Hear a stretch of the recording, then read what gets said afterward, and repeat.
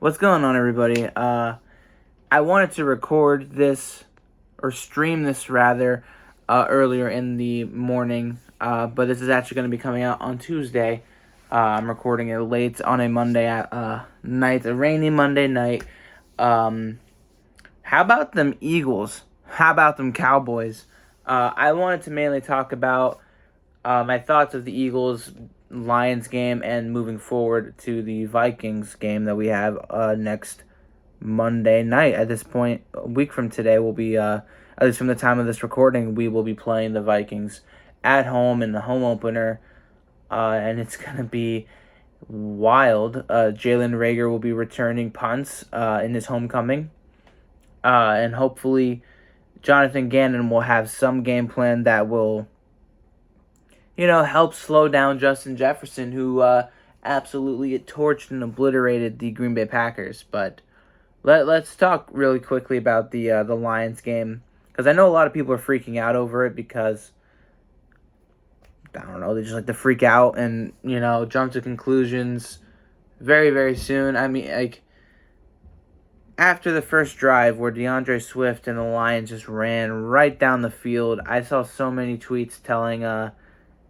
there's just so many tweets, so many reactions of just fans freaking out, saying that, oh, God, Jonathan Gannon needs to go. And then when we went on offense and we turned the ball over on downs, it was just a shit show on the media, man. It's just, nobody has patience in when it comes to football. I swear to God, football is just another animal. And I've been living through it all my life here as a Philly fan.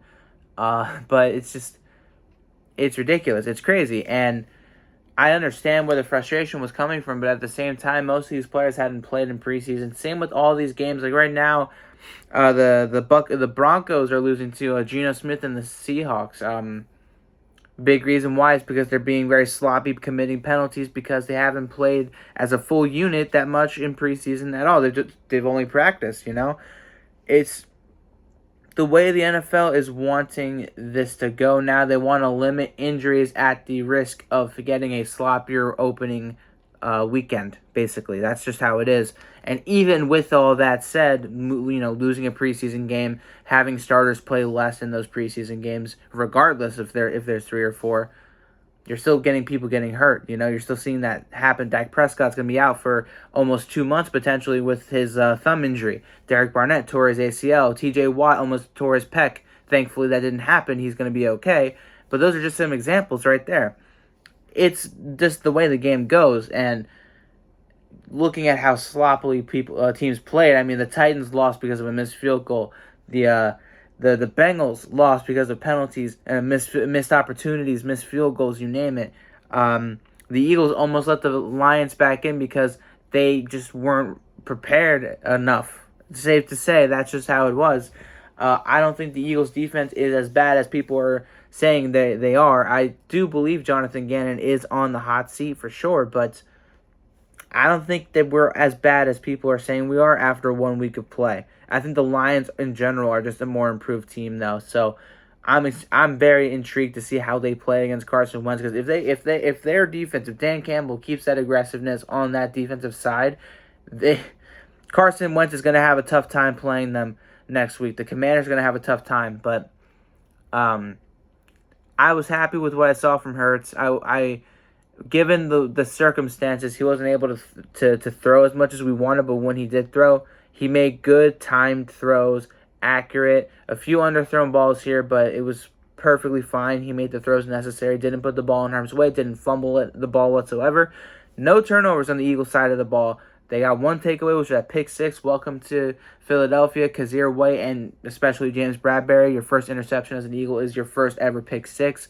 That's awesome. That came in clutch because we needed that more than anything.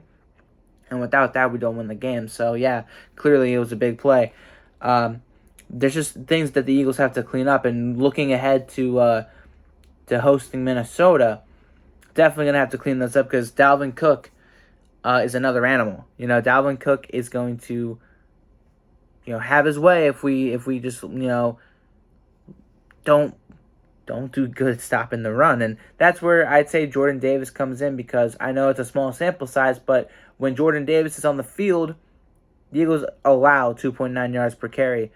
When he's off the field, the Eagles defense allowed 10 yards per carry. That's just how much of a difference maker he is. And with that said, with Derek Barnett out, I feel like the rotation of your defensive front is going to have to change a little bit. So I would hope we see more of Jordan Davis when it comes to stopping the run, not just on the goal line or within the red zone, but just in general.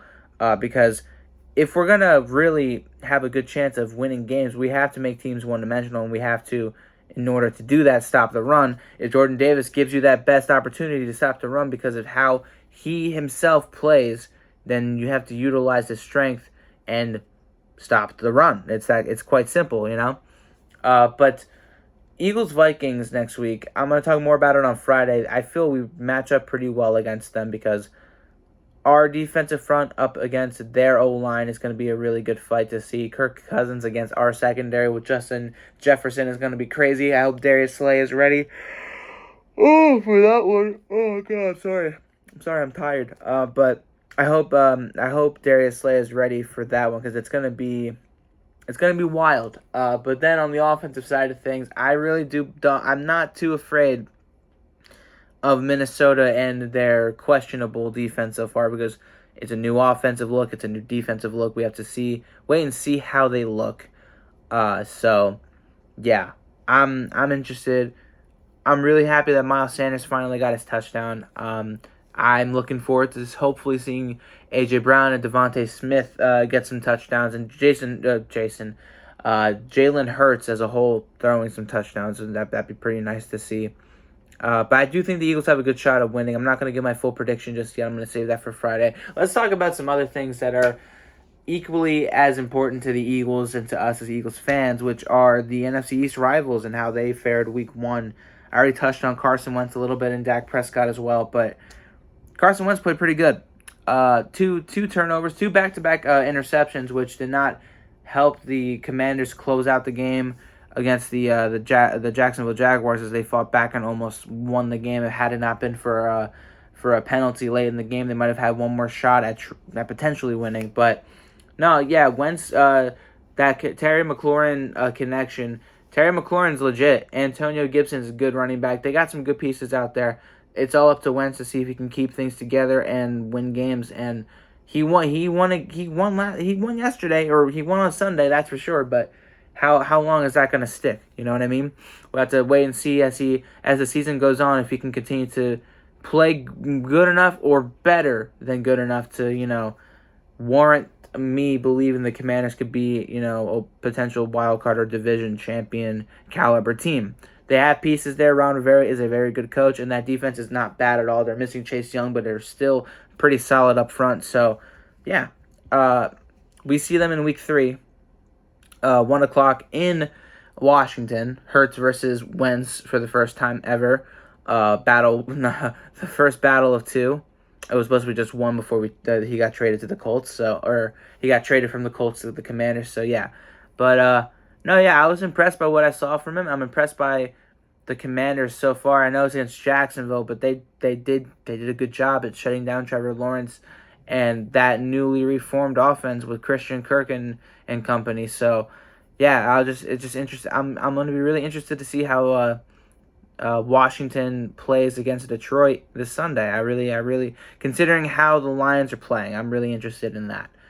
The Giants, probably the biggest surprise of the night, was them stealing a win against the former number 1 seed in the AFC, the Titans.